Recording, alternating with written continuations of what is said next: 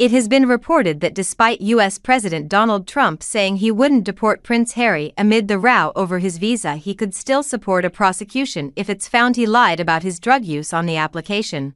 Prince Harry has been warned he is far from off the hook with Donald Trump, despite the president previously saying he would not deport him from the U.S. Just last week, the U.S. leader said he would not deport the Duke of Sussex from the U.S. amid a row over his U.S. visa due to his alleged drug use. Earlier this month, a judge hinted that he is open to the possibility of releasing some of the sealed documents from Harry's U.S. visa application.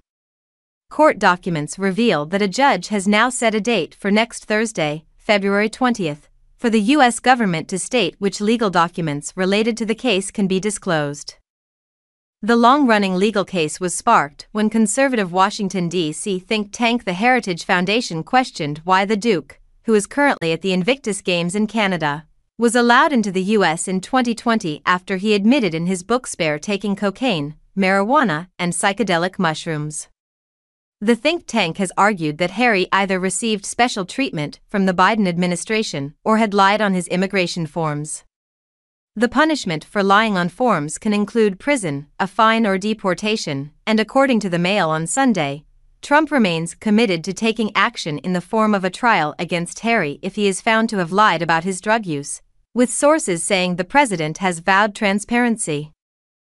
A source explained, President Trump has said he won't deport Harry, but there is no doubt he would support a prosecution. They added that Harry is not off the hook with Trump, saying, the word in Washington is he should be very worried indeed. There is no love lost between the Sussexes and President Trump. Just last week, when Trump ruled out deporting Harry, he took a brutal dig at Harry's wife Meghan, saying, I'll leave him alone. He's got enough problems with his wife. She's terrible. Meanwhile, Harry appeared to hit back during a speech at the Invictus Games by criticizing the weak moral character in the world. Back in 2016, Meghan called Trump misogynistic and divisive, and then in 2020, during the U.S. election campaign between Trump and Joe Biden, the Sussexes appeared in a video urging Americans to vote against hate speech. While they did not specifically mention anyone by name, the remarks were interpreted as referring to Trump and therefore an endorsement of Mr. Biden, with some claiming it was a breach of the Sandringham Summit Agreement, which was written up when the couple quit their royal duties in 2020.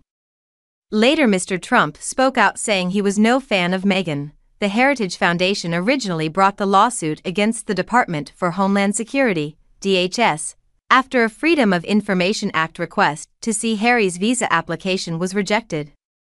With the think tank claiming it was of immense public interest, the Heritage Foundation's lawsuit argued that U.S. law generally renders such a person inadmissible for entry to the country.